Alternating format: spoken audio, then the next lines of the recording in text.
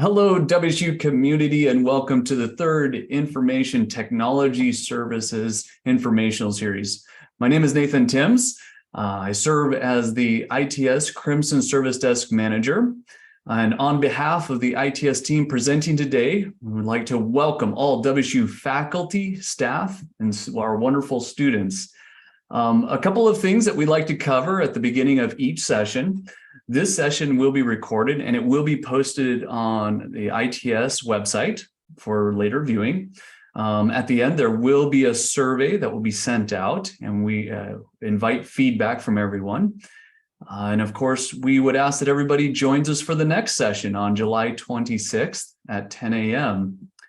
On this, our third info series, we are privileged to have with us Jim Walsborn and Brian Hall.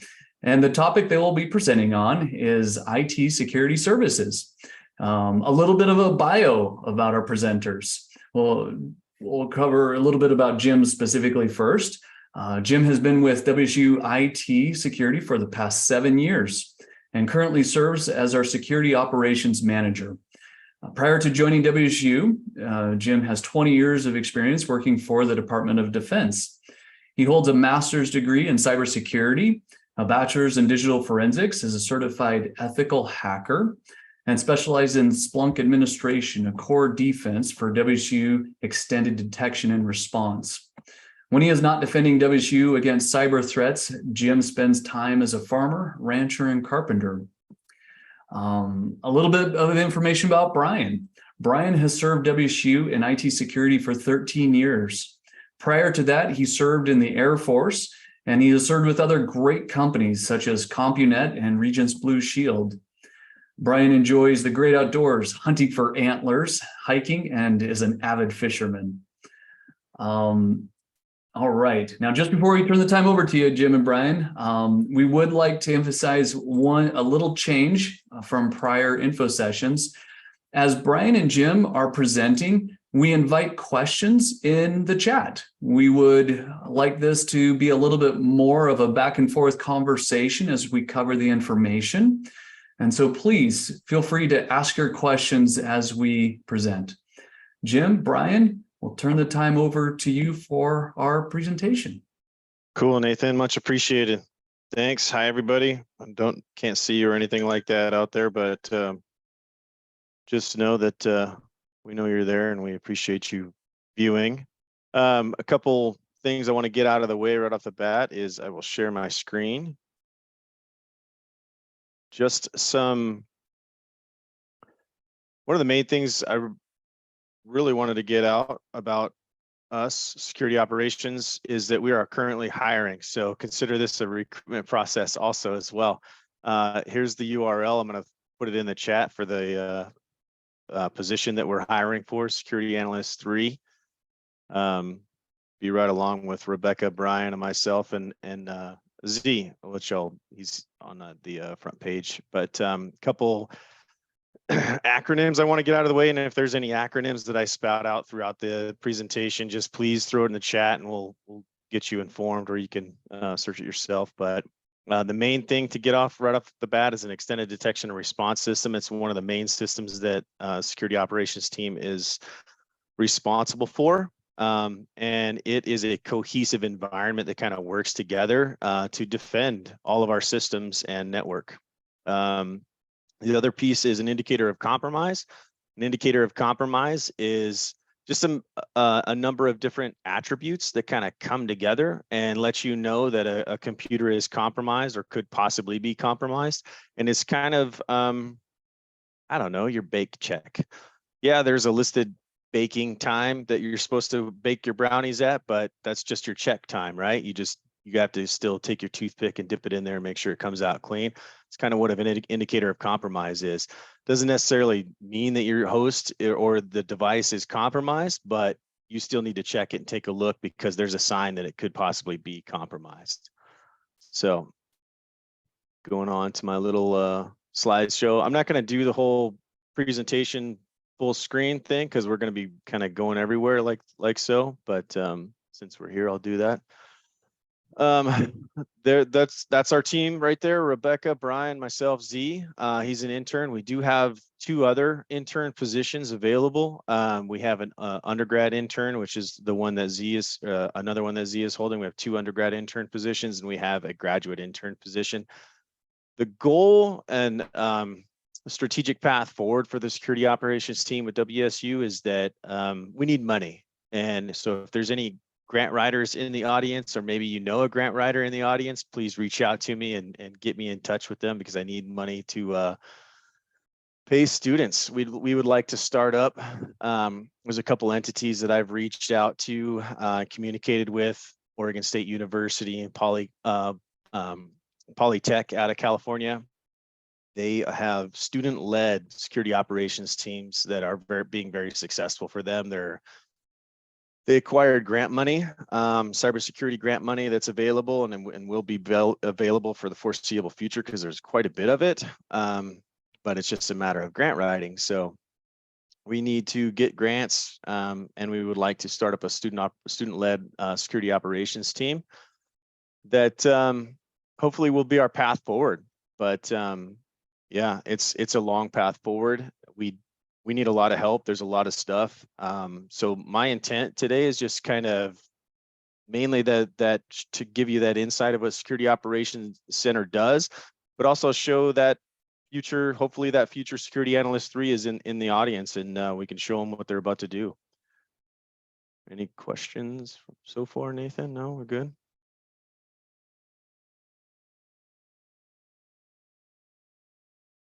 So kind of already went over the introduction. The day in the life of security operations analyst kind of starts out in the morning. For me, especially early, because I'm an early riser, something the military Department of Defense kind of drove into me. I don't even need an alarm anymore. So it's just part of getting old, I guess. But in the morning, go over threat intelligence and our morning routines. Workflow is a big one. I'll show you that one. Go over, what we do with incident response, and then education as well. So security and security operations is a lifestyle. It's unfortunate, but failure is inevitable. We will be breached. We have been breached. It's just a matter of time, recovery, documentations in terms of lessons learned. That's the big one, lessons learned, and see how well you can recover from a breach. For those of you in the audience that don't know, WSU was severely breached. We had a serious breach in 2015, and that's quite honestly how I got my position. When the average cost, according to Gartner Research, the most recent Gartner report that I read was $4.8 million was the average cost of a breach, and the average cost of a record was somewhere around 120 to 150. So if you figure the last breach or the last incident that WSU had was a hard drive incident to where there were 1 million plus records on this hard drive that was lost.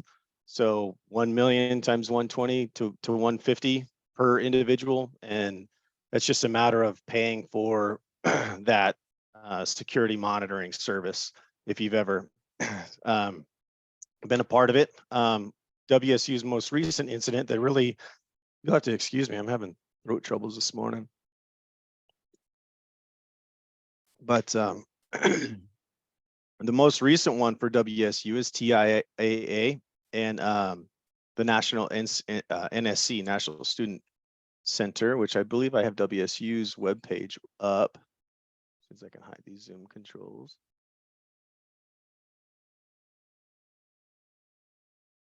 Here we go. So this is WSU's response and notification to the third-party breach. And I'm posting this URL in the chat. Sorry if I'm taking a little bit while I multitask.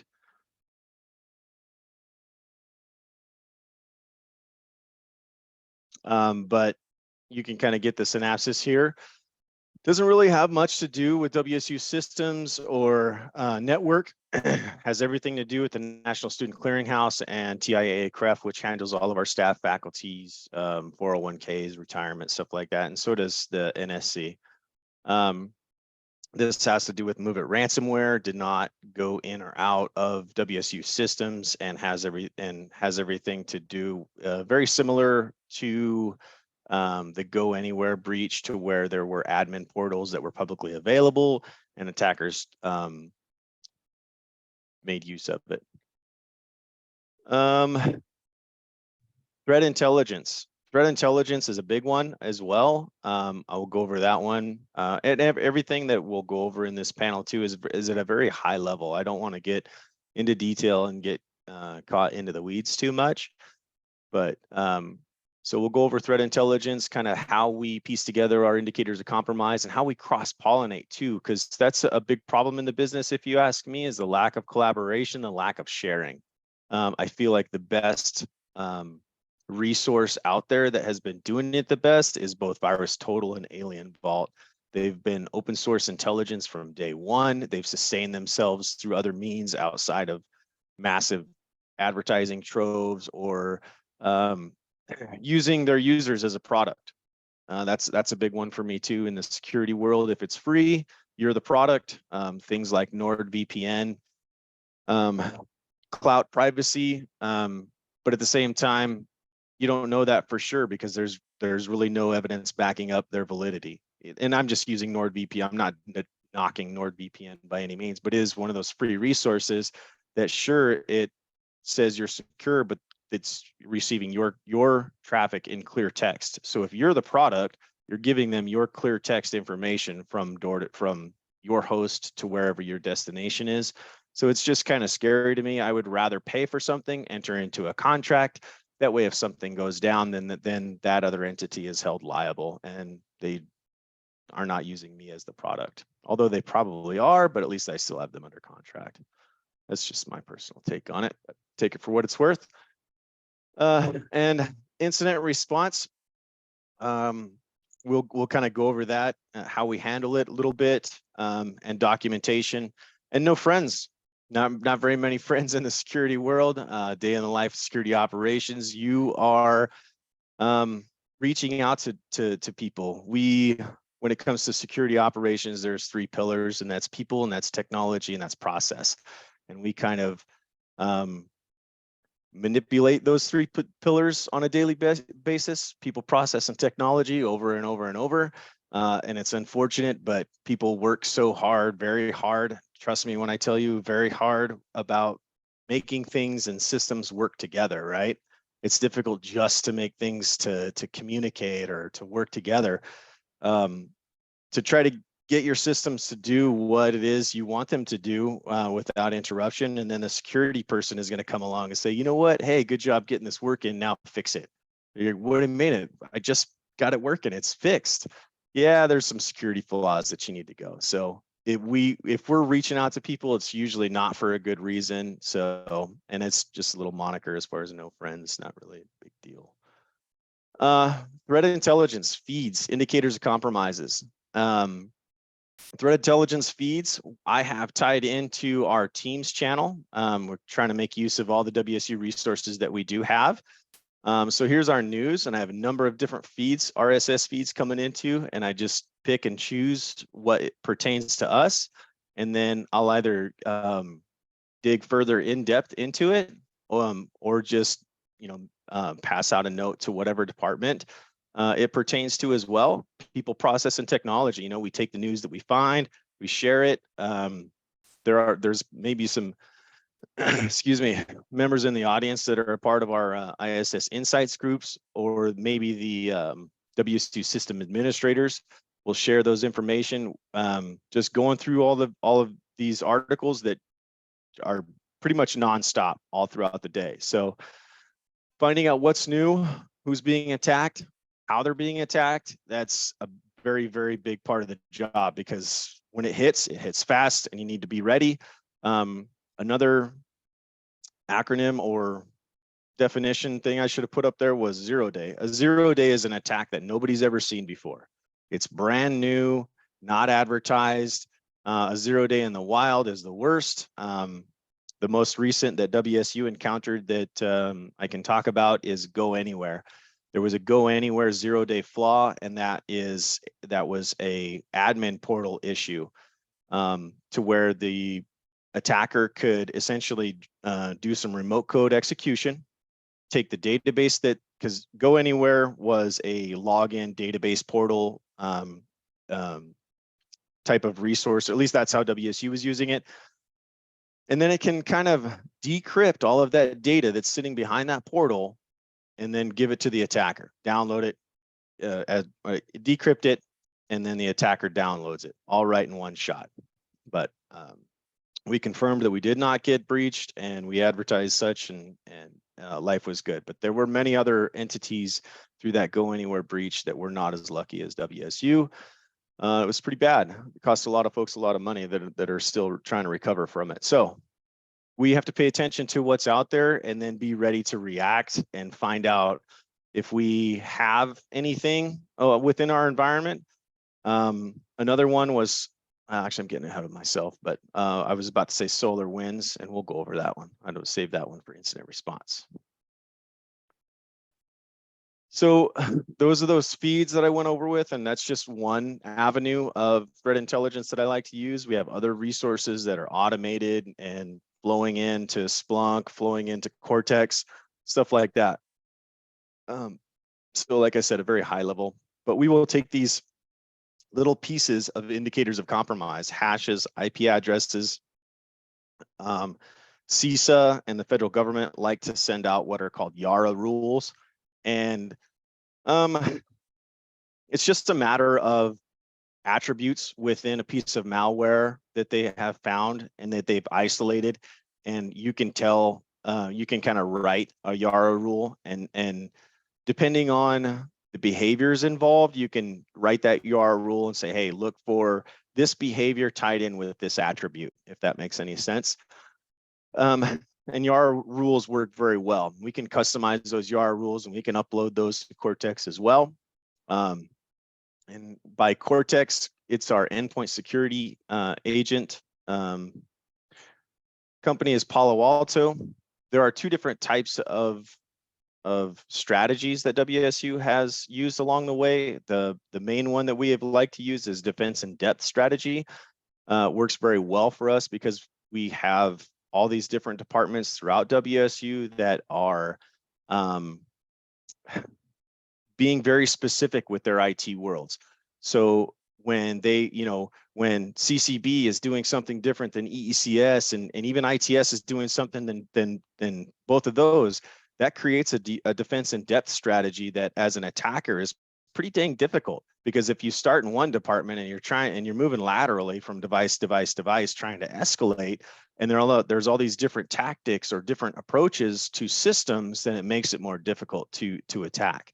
On the backside of that, blue teaming, if you're defending that stuff, that's very difficult as well, because everybody's got different standards across the board. So take it with a grain of salt. There's pros and cons to everything, but the other approach is best in class, and that is what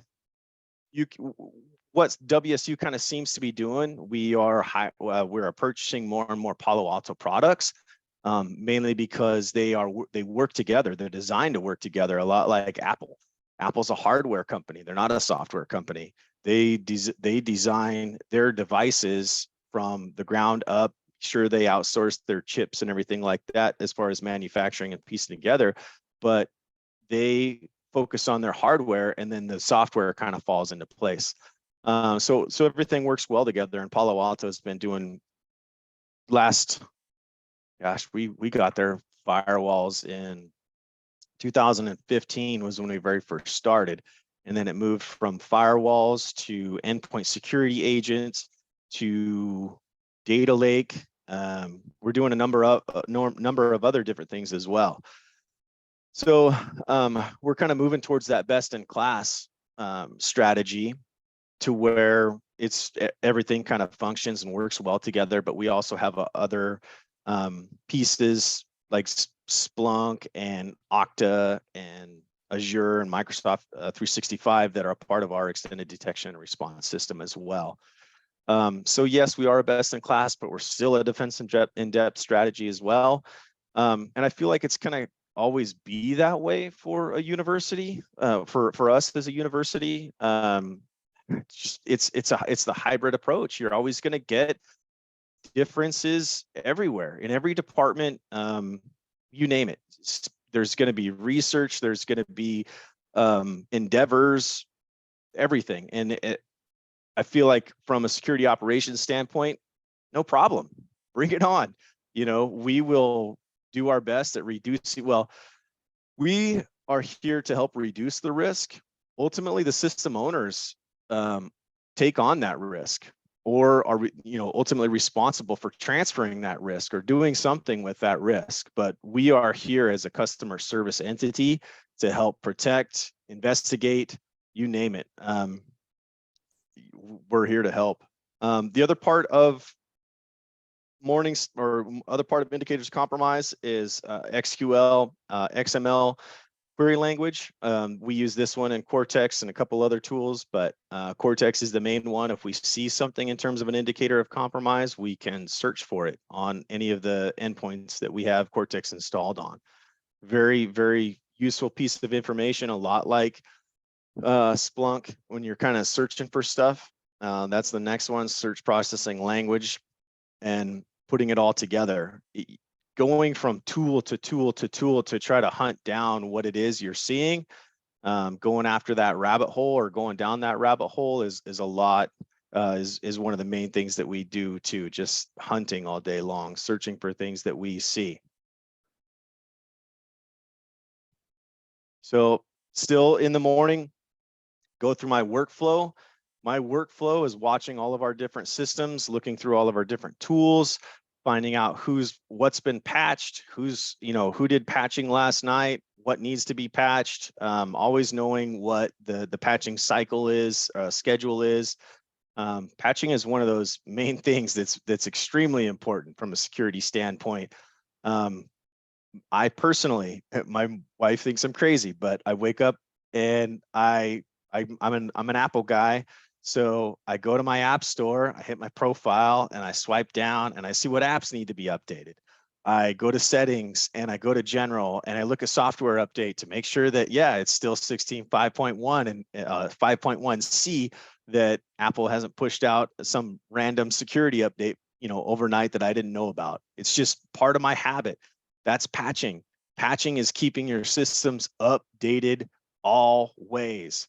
It's a posture. When it comes to updating your system, and you can speak to the opposing on patching that, hey, we need to test, we need to implement things correctly prior to patching. And when you're talking enterprise, you absolutely do. But personally, any update you should be updating. And the other part of it too is you have the other very rare occurrence of a supply chain attack, and then you click update and you infected your machine too. So that's a SolarWinds one there, but we'll get to that one as well. But it's most important, it's best just to keep everything up to date. We do abide by PCI standards, payment card industry standards. We have a PCI enclave, and all of our PCI, payment card industry standard traffic gets pushed in and out of that PCI enclave that goes through our firewall. Security operations plays a big part in keeping that standard, to where we supply the documentation when the audits come down. We supply the logs, vulnerability documentation, or vulnerability management documentation, penetration testing documentation. So there's a big part of that audit that we play in terms of keeping our standards. And coming on board right behind PCI is HIPAA as well. So we're working on HIPAA enclaves, and we're working on HIPAA data retention, HIPAA data classification type of setup project, if you will. We'll go over the various search processing language dashboards that we set up through Splunk. This is a big one. That's a big one, actually, the various SPL dashboards, because it plays a very, very large role in pointing out what it is that the security operations team needs to start digging into, start going down those rabbit holes. Endpoint incident counts and assessments. These are kind of all dayers. we have malware bytes and we have Cortex endpoint security agents out there, and they alert all day long, mainly because files, information is coming in and out, and it's just a matter of teaching our agents what's good and what's bad. And you kind of have to do that with your email clients, actually, your inbox. So you can't necessarily rely on all these enterprise tools to make your inbox perfect. You as the inbox owner have to teach your inbox what you like, what you don't like. We have to do the same thing with our endpoint security agents. And a lot of times that requires us reaching out to system owners or departments and say, hey, what do you use this for? What's going on here? What am I seeing? Because we're not the end all be all. We don't know everything, so we'll have to reach out and figure out what it is, or be taught what it is. Information security services, service desk, that's a big one for us as well.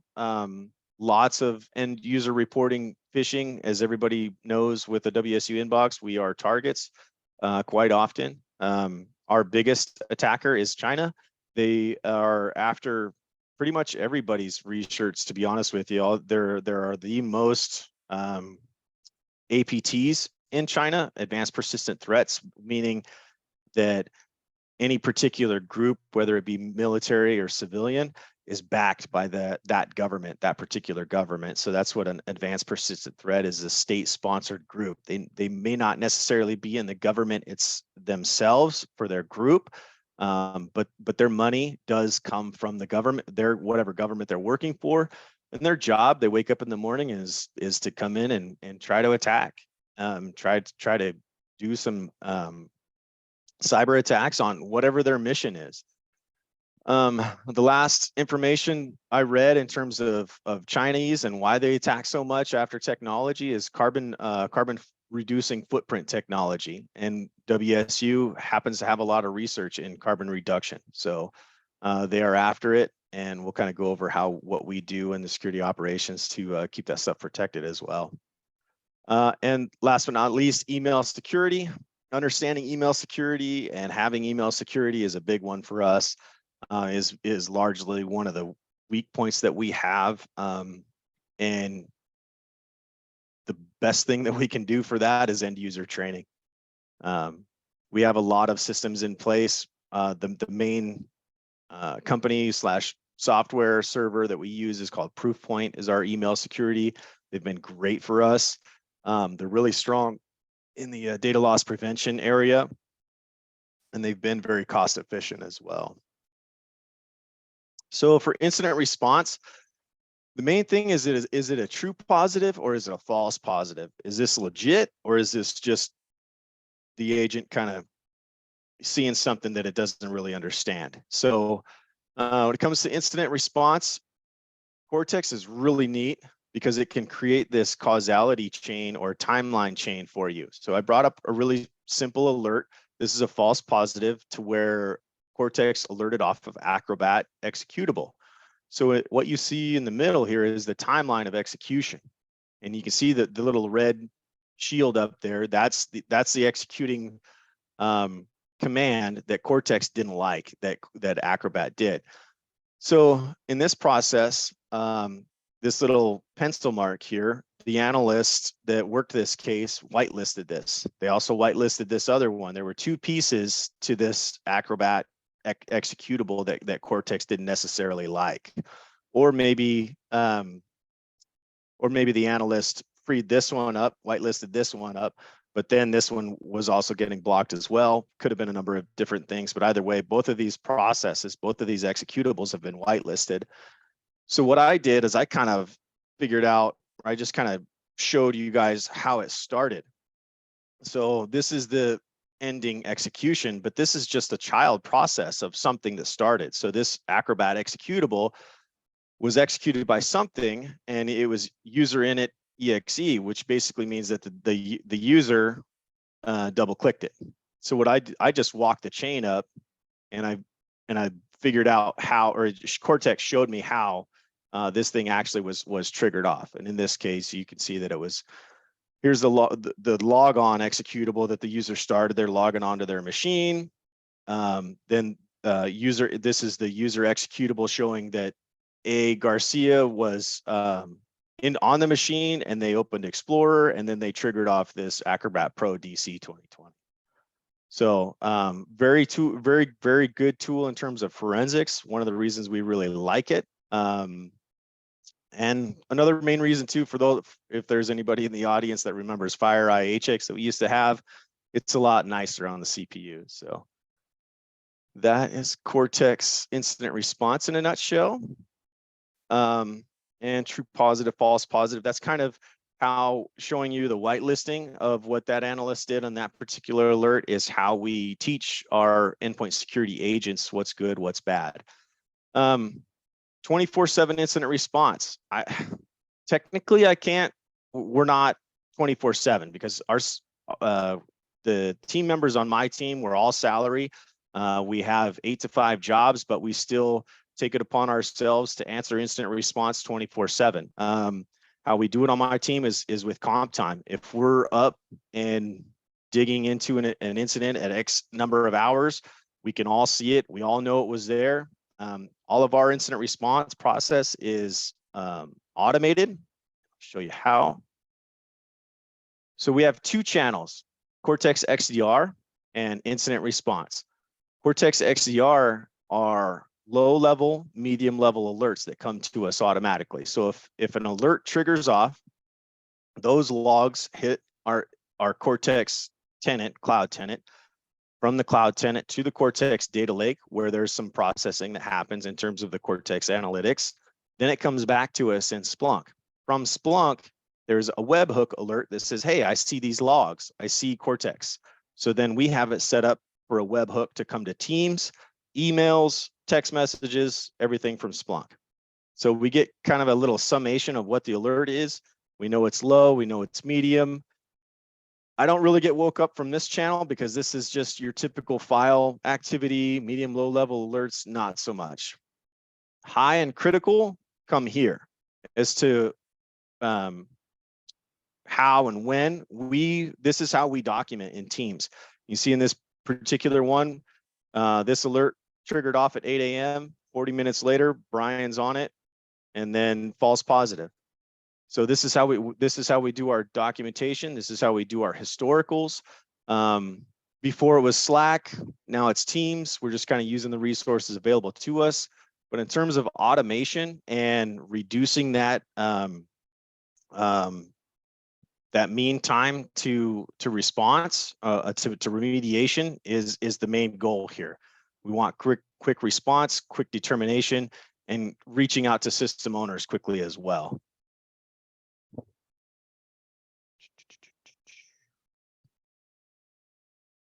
So end user reported incidents. These usually require more in-depth analysis, more understanding of the situation, tribal knowledge. Brian is our main guy for this. Phishing campaigns are the end, they just keep coming. So how do we squash those is a lot of end user reporting, a lot of reaching out to domain owners, getting that if there's a phishing URL involved, Uniform Resource Locator, also known as a website. If that's involved, we have to reach out to that domain owner and get that shut down. Because if it's, say, a WSU sign-in page, or at least one that looks like a sign-in page, it can be very dangerous, especially to those individuals that are maybe in a hurry, not educated on how to spot this kind of stuff, you name it. So anything that is very close to our login page is kind of high danger, and we need to get those domains shut down. Outside of reaching out to the domains, there's the anti-phishing work group, there's FTC, Federal Trade Commission. So there's a lot of different resources out there that we can use to our defense to get these domains shut down. We can block them internally too, but when it comes to blocking IP addresses, phishing domains, stuff like, it's whack-a-mole. We will still do it because it's just the single means of defense that we have. We realize how difficult it is to just play whack-a-mole and block IP addresses when you can just change your IP address in a matter of minutes. So coordination between departments. This is one of my favorite ones. I love having the good relationship with every single department. If there's one little pivot department that kind of knows all departments, I would say it's a security operations team and the Crimson Service Desk. Those two entities in all of WSU, it doesn't matter where you are in WSU, whether you're in Spokane, whether you're in Vancouver, Everett, Tri-Cities, doesn't matter. We're going to reach out to you. We're going to talk to you. We're going to treat you like you were right next to us. And I feel like that's one of the best parts of our job is there is no silo when it comes to communicating people, technology, and process. There can't be. So we have to have that good relationship with any and all departments, and work together, collaborate. What are you seeing? I'll tell you what I'm seeing. I have no problem collaborating with, I welcome collaboration when it comes to security, because like I said at the very beginning of this, it's one of the bigger problems that we have in the industry, because I'll use Palo Alto because that's who we hire. It comes to Unit 42, that's their threat intelligence investigation team. They're out there and they're hunting the dark web. They're looking for intel. They're looking for malware. They're out there on the regular internet, the threads, Discord, Reddit, whatever. They're trying to find any and all of those little pieces of indicators of compromise that they're trying to find, right? And then they're hoarding it. They're hoarding it to themselves because that's intel, that's intelligence. And it's just like any other three-letter agency within our government, NSA, FBI, whoever. If they gather some intel, they're going to keep it, right? Because intelligence is valuable. And when it comes to cybersecurity intelligence across the board, speaking from, a Palo Alto company who's trying to make money, and they're trying to make money off of their intel, if every other company gets breached by this piece of ransomware, arbitrary thing that popped in my head, and everybody's getting just attacked by this one particular piece of ransomware, but Palo Alto is not. That's good for Palo Alto, right? Stock goes up. So it behooves organizations to hold that intel, keep that intel, because with Palo Alto products or Palo Alto customers, all they have to do is put that indicator of compromise within their systems, and everything is dynamically protected instantaneously. So, and one of the best ones that kind of did this dynamic threat intelligence feeding is Windows Defender. Windows Defender used to be the baseline of antivirus, but now they're kind of a step above everybody else, because there's a lot more Windows Defender out there than there is anything else. And now they've got the behavioral stuff figured out to where they can identify methods instead of just signatures. More importantly, whenever they see a piece of malicious software on somebody's device, it is instantaneously uploaded to their database, to their cloud database, and therefore dynamically updates everybody else. So it's this live environment, which is kind of what we have too as well. But any questions along the way? No? Probably just talking to myself.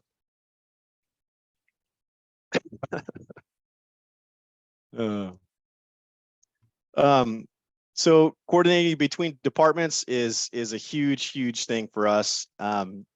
If we haven't talked to you, please reach out to us. Let us know who you are. Let us know what your host naming conventions are, because that's a big one too, is identifying what hosts belong to who, and getting things remediated, working together to get things remediated if there is a problem.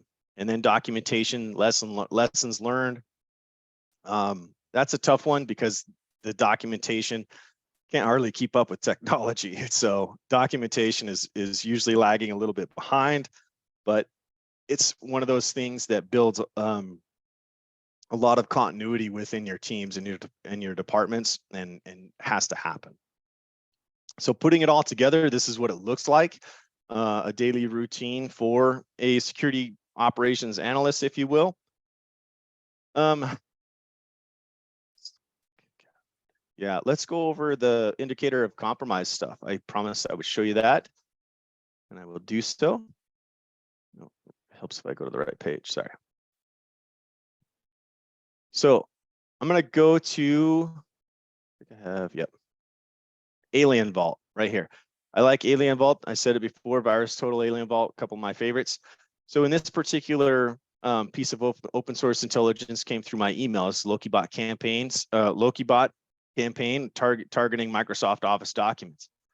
Down here are the pulses, the feeds, the indicators of compromise, the little attributes of indicators of compromise. So a real easy one that we can do is we can just take this IP address that's associated with Loki and not get any of that. Go back over here to Cortex and build ourselves an indicator of compromise. As you can see, we've built other ones too. So you've not only got Palo Alto on your team, you've got WSU Security Operations on your team. So we are feeding indicators of compromise that we see and find. So is Palo Alto. You would think, Palo Alto is going to beat us to the punch, but in reality, they don't, because they will investigate and dig in a lot further than we will. We'll take something from Alien Vault, we'll add it right in there, not a big deal. We can handle 5,000 false positives. Palo Alto can't handle, they probably have 5 million false positives. I don't know, but if they were to do something wrong, it's gonna be a lot worse for them than it is for us, is my point. So we can build indicators of compromise based off of that, like that IP address I just pulled for the Loki bot.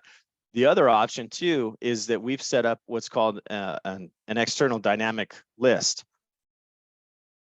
And so we can come in here and we can just take this bad IP address and just block it. And that goes straight to the firewall and blocks it from the firewall. And then we have another system to where a number of network individuals, there's a large community of individuals that can look and see that, hey, security has blocked this IP address. They can't see why, but they can see that security has blocked this particular IP address. And for reasons just as that, we went and found it from an indicator of compromise and we added it to the block list, or we're seeing that IP address do some nasty stuff and we've blocked it. But we'll block it, we'll document it, typically in Jira or Teams. So that's indicator of compromise that I covered. Extended detection and response system, at the nucleus of it is the Cortex data lake, which is a good amount of our firewall data goes, and Cortex analytics are ran on it. But then back home, we have a very large Splunk environment, and this is kind of the architecture of our Splunk environment. This is a little bit outdated because I just got done adding 12 new indexers and 4 new search heads. Those Splunk users in the audience probably have seen the degradation recently, because when I added the hardware, the system had to level out. It got strung out for almost 48 hours, but things are much better now. We just turned on O365 logging, so that's another attribute to our XDR that's going to help out a lot. But so currently sitting, we have 18 indexers and 8 search heads. This is huge for us because when it comes to our searching capacity, our threat hunting capacity, it just got exponentially better, because it's going to reduce our search speeds. It's going to increase our data performance, indexing data performance. So these indexers receive data from about 3,500 hosts that we have out there, universal forwarders sending them information. And then these search heads search that information on those indexers. And if your system's set up right, it can do it Ricky Tick. It can be very quick at giving you the information. So here's my dashboard that I like for Windows High Level. This is kind of part of my morning workflow that I'll start digging into top sources with failed events, top users with failed logons. Because we're looking for those automated login attempts. Brute forcing is what it's typically called. Zero logon vulnerability. That's using NT authority to log on. Kind of a deprecated way, or deprecated way of logging in, but it also is a way to show that a host is compromised. This individual is a researcher that had some stuff misconfigured today, had to reset those credentials. Logon attempts that were past the hash blank, which is good. successful logons, just kind of monitoring what's happening in our system, understanding what our baseline is. This is a part of our daily workflow as a security analyst. Okta, for those of you who don't know, handles all of our identity access management, and I believe August 9th is their briefing. August, am I correct? August 9th? So August 9th is their informational piece. But this is my Okta security dashboard that I like to look at. This kind of shows me the MFA processes, just all of our login activity and the threat insights that Okta can see, possibly compromised accounts that need to be investigated further.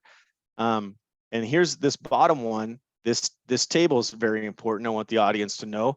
Multi-factor authentic. This stands for multi-factor authentication fatigue, MFA fatigue. And we'll just use this first one here. Dan looks like he's at 18 successes with 12 pushes and 18 total attempts. So 0 failures throughout. So a lot of login activity, but nothing suspicious. In terms of all these different pushes that he's getting. It looks like he handled everything accordingly. There maybe looks like 6 anomalies out there that I would probably question Dan about and ask him about, say, hey, did you do all 18 of these logins this morning? Just trying to see if you're getting targeted or not. We would reach out to the end user and kind of question and see what they were experiencing. And then might dig in a little further into the, well, I'd probably dig in further to those logs first, and then I would reach out to the end user. But I told you about our O365 data. We're very excited about this. Getting to see this information has been long coming because we have to worry about ingestion and data retention. We ingest about 1.5 terabytes of data a day, and that just increased yesterday with this O365. I don't know how much we're learning right now, but very excited about to have this data and be able to go through it. Spoke a little bit about firewall activity. As far as websites, we're looking for those malicious websites that hosts are reaching out to, and correlation. So, you might see a malicious IP address come from one side of the campus, and you might see it on the other side of the campus as well. So that's you got to learn how to correlate those two and see if those two are tied in together, or correlating traffic back and forth with malicious domains is another one of the main things that we do, because not too much lateral movement around here pivoting, but in rare cases, we've seen some sophisticated events to where attackers do have a foothold in one device, but move laterally across the network and hold it in another. Watching this web activity like this can help us identify stuff like that.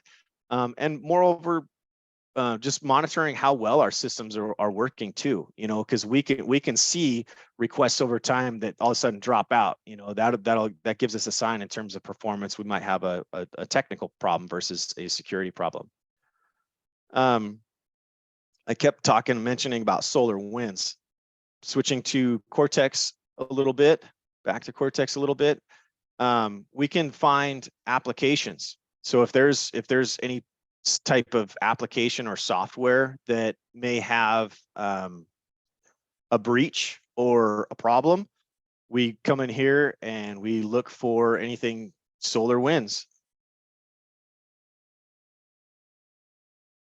And we do have SolarWinds out there. So if anybody's familiar with the SolarWinds attack, it was a 0-day, and it was a supply chain attack, meaning that those SolarWinds servers, if they were to have clicked update, would have received a malware package that some Russian state backed actors compromised SolarWinds server, SolarWinds update information, source code, and then everybody clicked update and infected their machines with backdoors that Russia installed from that particular breach. When that came out, WSU was one of the first Palo Alto customers to identify that we had been targeted, not necessarily attacked. We had been targeted. It was an unsuccessful target, but we were able to identify that and thwart it immediately. Moreover, we were also able to identify all of those systems out there, at least that had Cortex installed, that identified with SolarWinds. So staying up to date, current events, threat intelligence, staying with a good security posture, and then having that good relationship with those departments, because we need those incident response plans on file for each and every department, and be able to have that line of communication. Hey, we see that you've got SolarWinds. This is what's happening. This is what we need to do in terms of remediation and documentation. So,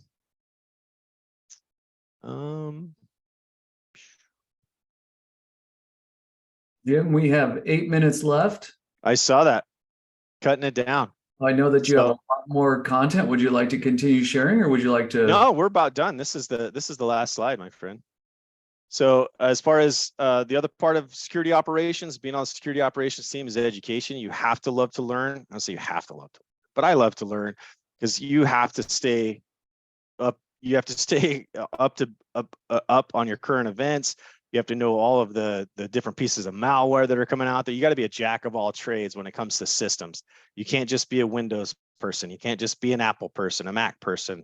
You can't be Linux. You have to know all three of them, because when a breach happens and somebody comes up to you and says, "Hey, I have this Linux machine that's got ransomware on it. Can you help me?" "Oh, no, I don't like Linux. I'm a Windows guy. Sorry."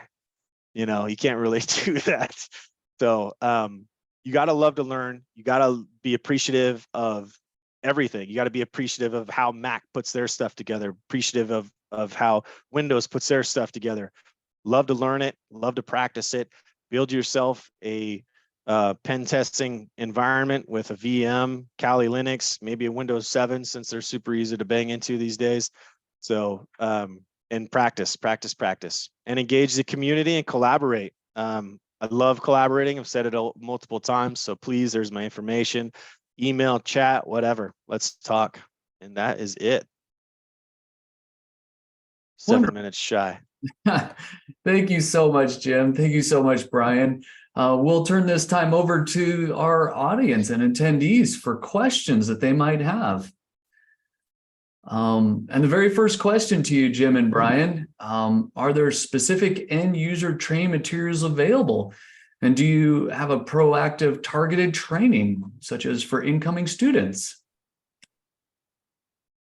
End user training, I know we have cybersecurity awareness training and Percipio.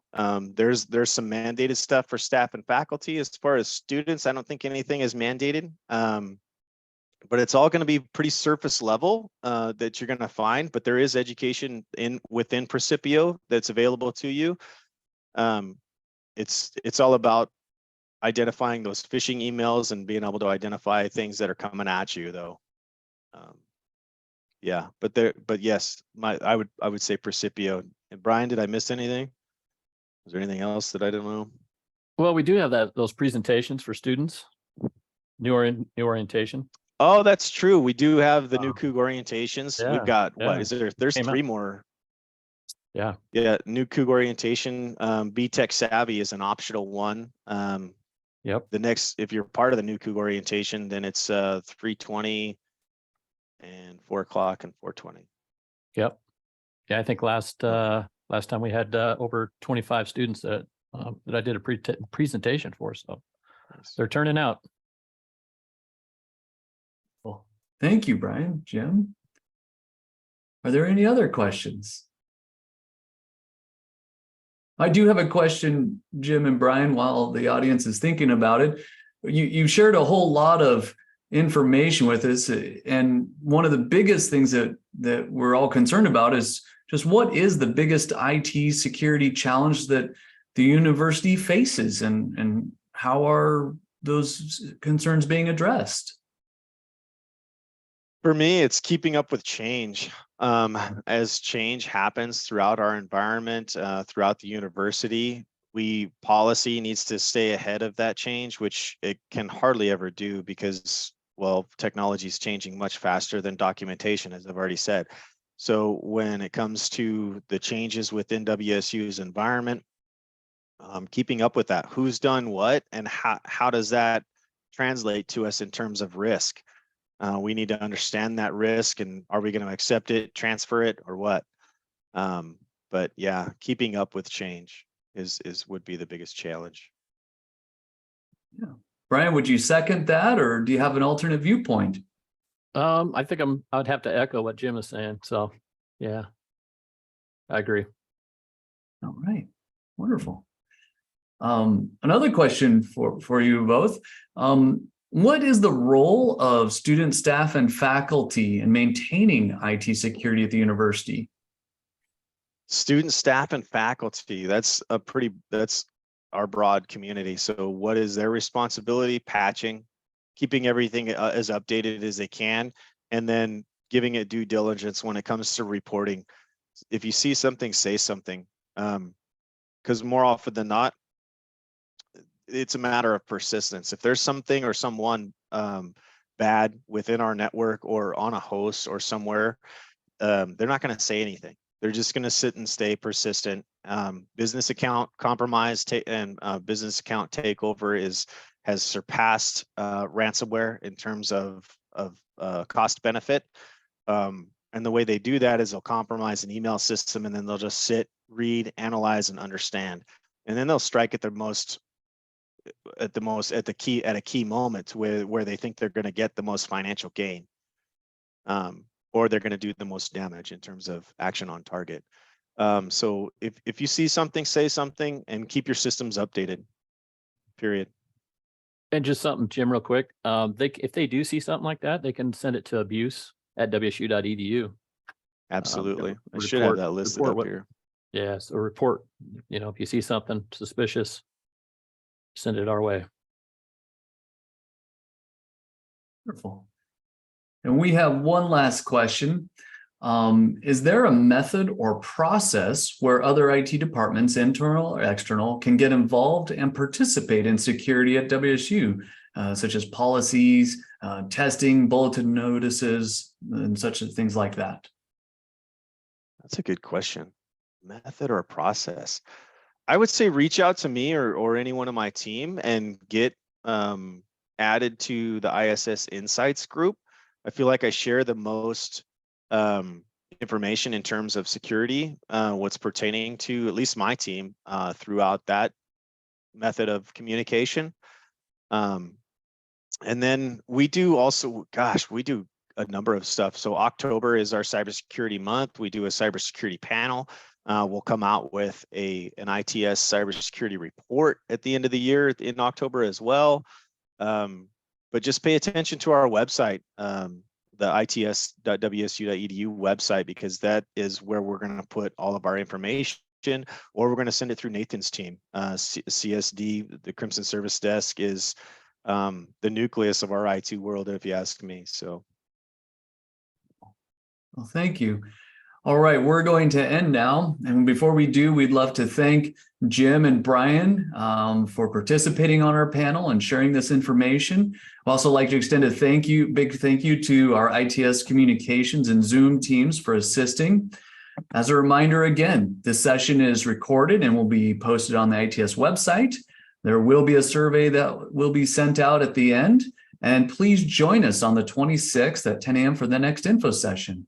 And as always, go Cougs. go Cougs. See ya. Thank you.